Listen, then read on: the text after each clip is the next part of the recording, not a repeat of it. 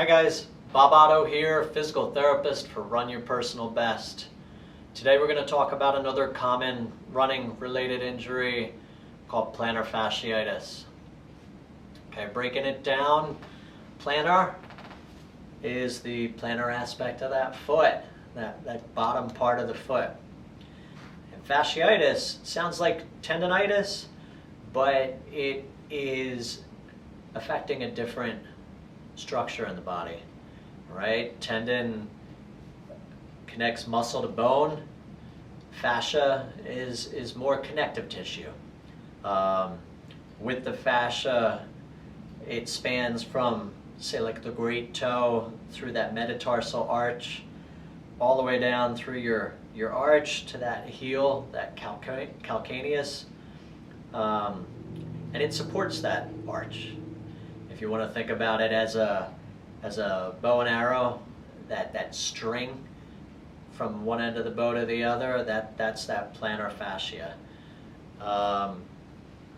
When that is inflamed with runners, the biggest thing we see is limited ability to push off through that great toe, right?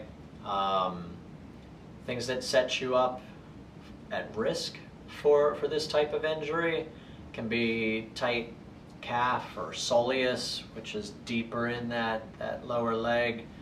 Can be joint restriction at that great toe. But all of that's difficult to measure.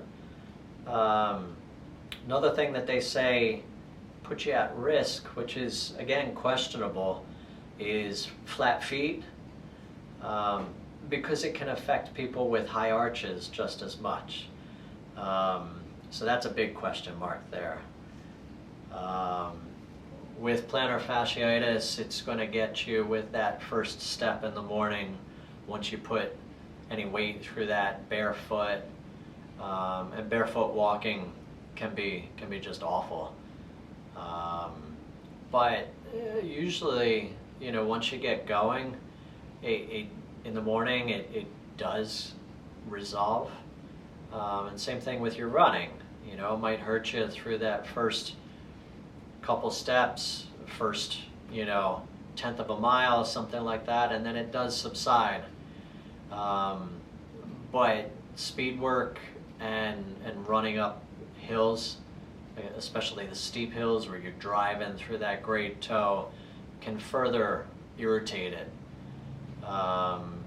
This is another injury that comes from overuse. So the biggest thing with any overuse injury is activity modification.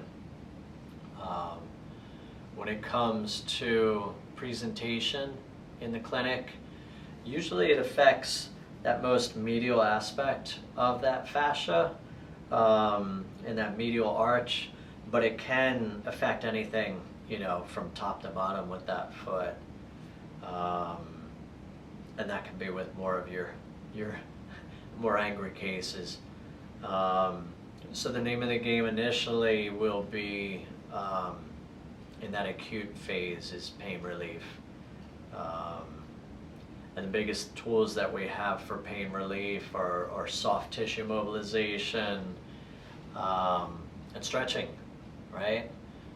Stretching, we don't want to go too aggressive, but you can get in there right on that great toe and just pull a little bit. You might feel that stretch a little bit through that fascia, and that arch could stretch for 20 to 30 second holds, and do 3 to 5 of them.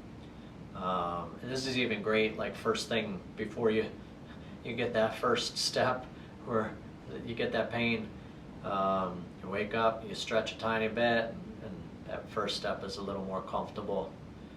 Other stretches, of course, are the calf stretch, right? Or the soleus stretch with that bent knee, where you get a little deeper and down lower. Soft tissue work. I'm a big fan of the lacrosse ball or golf ball will work. Or even what feels nice is a frozen water bottle, right? And you're just gonna place that on the floor and a little bit of pressure, maybe through that knee, as you just ride, kind of up and down that fascia. You might find that hot spot, again, more medially, and track towards that. Soft tissue work, you might just spend 3 to 5 minutes until those symptoms kind of drop a little bit. And again, not pushing through pain. Once we get through that acute stage, which could be anything from a couple days to a week or two, it's good to work on strength, particularly through the intrinsic muscles in that arch and lower foot, but also your stabilizer muscles on either side of that ankle. Okay, one way to work on that intrinsic strength, bag of marbles. Get from the dollar store or get them online. You're just gonna dump them without letting them scatter too much on the towel. And I'll usually situate them right in the middle of the towel. And what you can do, you're gonna look to grab those marbles with your toes, and keeping your heel on the ground, you can work on that eversion, right?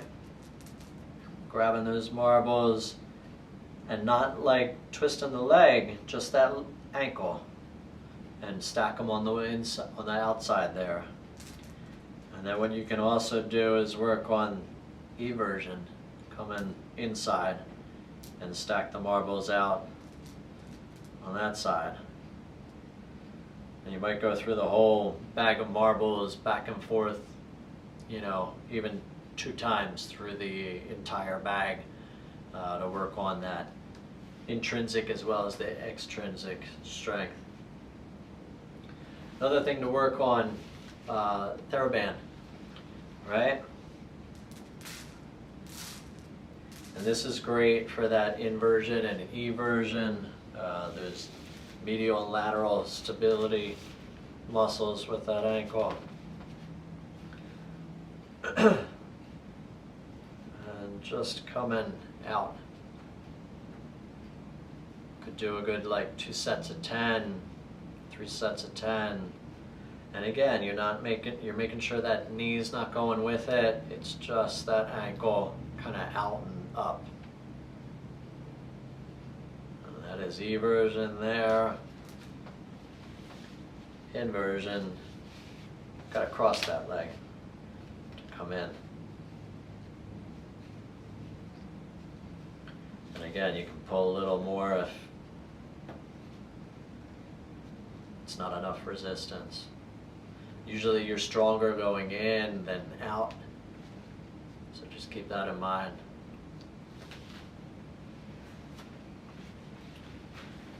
Two other things I like to work on in the clinic with my runners.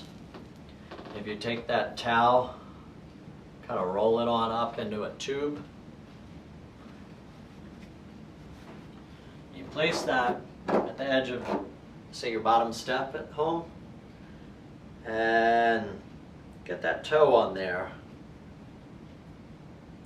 You can do some heel raises. Okay, stability with that other foot if you need it. But you get emphasis on big muscles in the back of that calf, as well as those intrinsic muscles in the arch, right? Because you're putting emphasis through that great toe when you're all the way up there.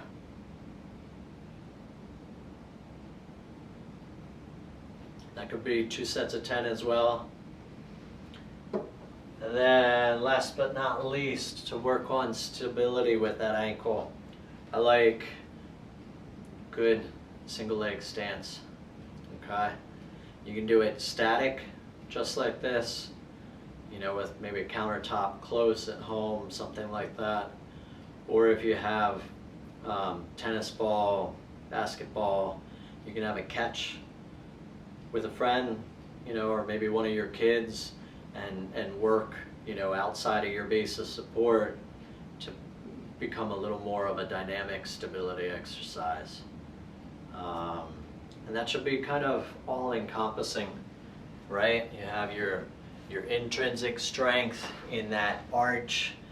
You have big muscles of those lateral stability, lateral and medial stabilizers. And then again, the whole stability. Because every step we take running, you have that single leg stance and need to be stable from the ground up. All right, hopefully that helps. And stay tuned for more videos on running related injuries. Thanks again.